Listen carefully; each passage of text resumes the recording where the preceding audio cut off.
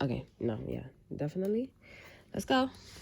Let's see how long it takes till you get back up here. What's up, everybody? Peace and blessings to you all. Thank you again for tuning into this video. Today's video will be a little different. I will be just sharing some personal advice. I'm passing along some very useful information.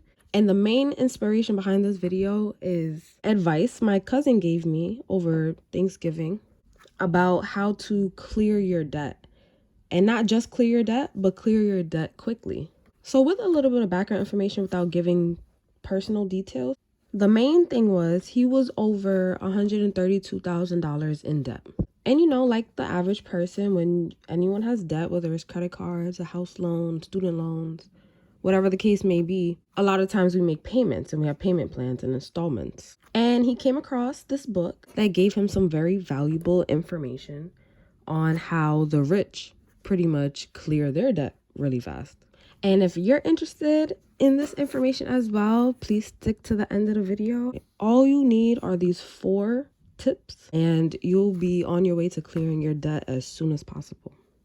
And also, before I forget, if you like these type of videos or any other financial videos or have any suggestions on any other type of videos that you like to see, I also do cash stuffing videos, savings videos and challenges, affirmations and manifestations, and also budgeting. And plus a bunch of different other videos that I'll soon work on. So just hit a subscribe, turn your notifications on, give me a like and a comment. Anything helps, anything supports. Even if you're a silent viewer, I love you too. And I also send you peace and blessings, So we're all here to just live out our dreams and just to do everything that we want to do that's going to fulfill our soul and our journey to ascension. If you know, you know. But let's jump right into the video. So, tip number 1, stop overspending. I've met people that overspend and just don't see how they're overspending because they really think that they don't have that much money. Let me give you 2 examples on where you could be overspending. And I'm also using my personal history for this journey in the video. One example of where someone could be overspending is food. I know I'm guilty of having takeout pretty often throughout the week, even though I know cooking for yourself is a lot easier and it feels a lot better for yourself when you do it. But it's also cheaper than what we get. You could be overspending in food. What is it that you are buying? Even if you're buying from the supermarket, can you look at some things that are on sale? I also want to prioritize health as well. So it's not always just about the price. It's about the money that you're using to invest in valuable purchases. Not solely based off of want, because a lot of things that we want is not always the healthiest for us. It's not always the best decision for us, especially in the long run. So a lot of times we really think in the now. Today you may want a Philly cheesesteak. And tomorrow for breakfast, you might want a bacon, egg, and cheese. And then the day after that, you might have steak for dinner.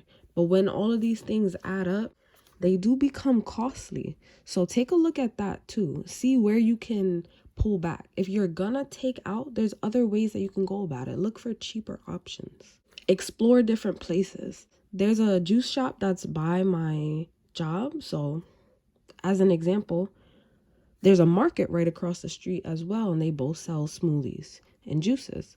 I used to go to the juice shop until I realized the market does have it a little cheaper, between $1 to $2. Now it's not much, but being consistent, it does add up over time. So I would rather get the same size that I'm getting in the juice shop, but just at the market because their prices is just a teeny bit cheaper. Also as well, I cut back on getting smoothies and juices every day because over time, when you have a low income, it does eat up your money.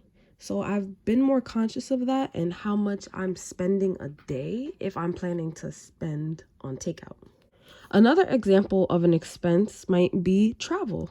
How much gas are you using? How much does gas cost? To be honest, I live in New York City, so I know the gas prices be going up and down. I personally don't drive, so Where does my money go? I take public transportation, but most of the times I take Ubers everywhere. Uber everywhere, you know, so that's a habit myself that I'm cutting back on as well. Because it doesn't make sense. Back then, cabs used to be like $8. Let me go like 10, 15 minutes away, $8, not bad, right? But now, Uber is like, hey, $12. Let's go every day, $15, $16, $17, and it adds up. And I am an avid Uber user. So Uber, if you're watching this video and you're trying to sponsor somebody, hit me up. Because I'm an avid user of your services. You feel me? So what's up?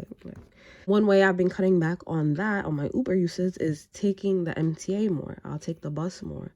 Or if I need to take the train, I'll take the train. But I rarely take the train. I normally take the bus to work. So if I'm not getting a ride with like my family here and there, which will save me on the $275 as well, I'm taking more buses so that way I can cut back on how often I'm using my money to travel. And for those people who are in cars, look at your traveling. Are you traveling more places than you would if you weren't driving? Is having access to this car making you feel like that you have to go more places than you would normally? You know what I mean? There's nothing wrong with traveling and going out and having fun, especially if you have a car. You can go exactly where you want to go whenever you want to go, and that's the goal. But in terms of saving money, are the places that you're even traveling to costing you? Are you doing favors for people to where you have to put more money into it? Maybe for more gas? Just questions to look at. And remember, those are just examples. So stop overspending. That's tip number 1. Looking at your normal habits and expenses and seeing where you can reduce that, even if it's by a couple dollars, a couple cents. Over time, it'll add up because you do it so often. Tip number 2 is don't spend what you don't have. And what I mean by that is if you are a credit user, for example, I switched from using my debit all the time and using cash all the time to using my credit all the time, pretty much. This really resonates with me because, as my cousin explained, is that if you don't have the money in your bank account, don't buy it on credit. And this is for credit specifically, because credit gives us leverage to buy more than what we actually have. So this is how some people find themselves in debt a lot sooner or with a lot more, because you're just making purchases and buying and spending because you want this and that, because you have access to it. But in reality, all you have is your money, your debit card. A lot of the times we're not making those purchases that we would if we have credit. The credit gives us that like net of safety, thinking that we can obtain it now and worry about the bills later and do like a payment plan, like how we normally pay off any debt, you know? And that also ties into our next point, tip number 3, which would be to pay more than the minimum. Once you start obtaining debt, if you're able to pay it off entirely, do that, because that's how you build more credit when you make payments, right?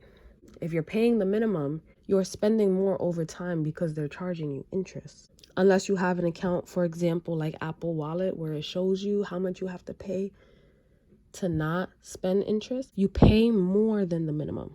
They won't charge you interest if you're paying more than the minimum. They would prefer you to pay the minimum so that way over time they'll get more money. It seems like it's a good plan, and if that's what you can do, then at the moment, then that's what it is. But whenever you're able to pay more, always pay more. Even if it's $5, $10, if you can afford an extra $50, $100 towards it, then do that. It'll reduce it quicker. And that's the point. My cousin was able to pay off his entire $132,000 debt in 18 months. He told himself that he could do it in 2 years, and he did it in 18 months, less than 2 years. He's living proof. I know that it's possible. I've heard these methods before. It's just about actually doing the work. It's not hard. It might be an adjustment, might be a change. And of course, it's discipline, because you have to be consistent with keeping up these changes for yourself.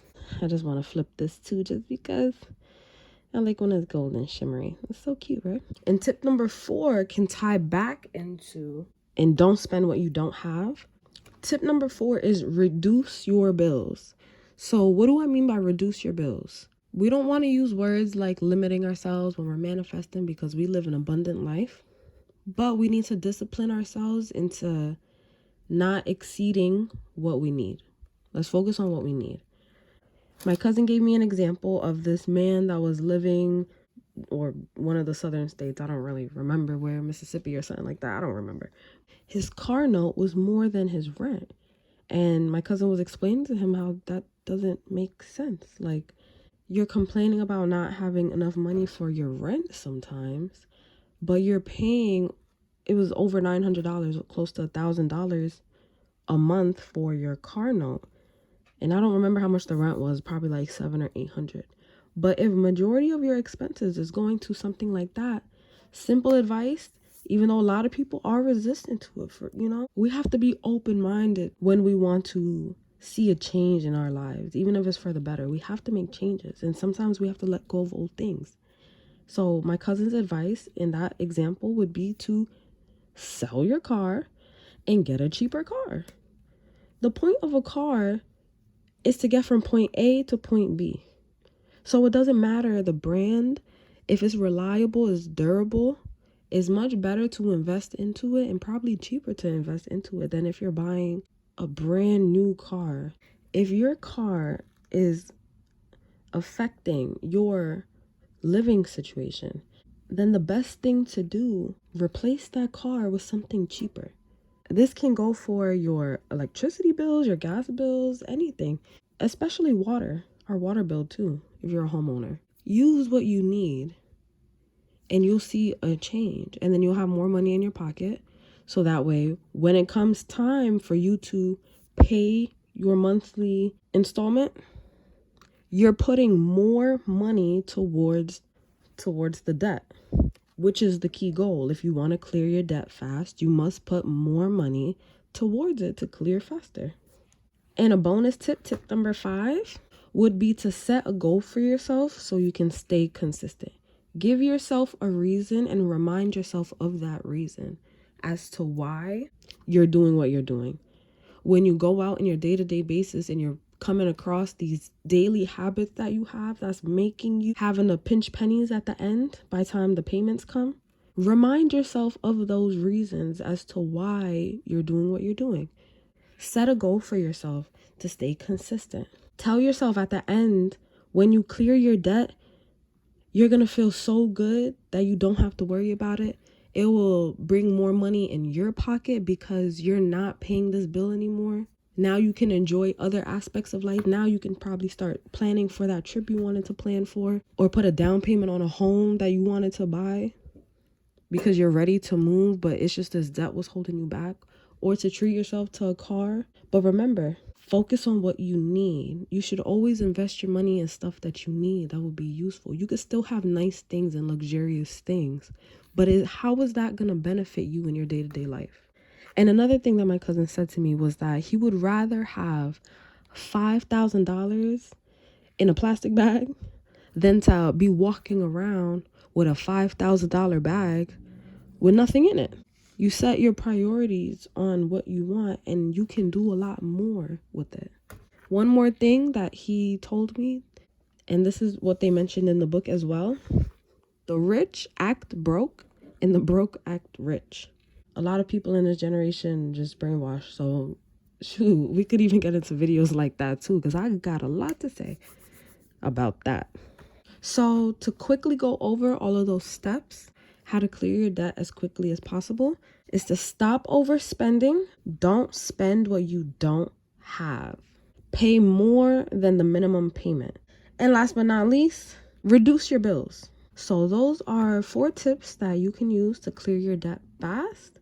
It worked, and this is just advice that I'm passing on. It's free game, free information, because I believe knowledge is power and we all should have access to this information. As of right now, the internet is free, so we should be putting as much information as possible that's going to help the next person, because if we don't, our world is just going to be in disarray. And why should it be like that when we could literally be in a utopia, when everyone can be okay?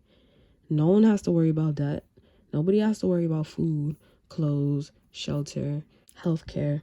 We shouldn't have to worry about these things. Everyone has a right to a healthy, beautiful, peaceful life, and that's what I'm aiming towards. Yeah, so thank you again for watching this video. I hope you enjoyed and got some valuable information out of this, because I definitely believe in a healthier lifestyle for everybody.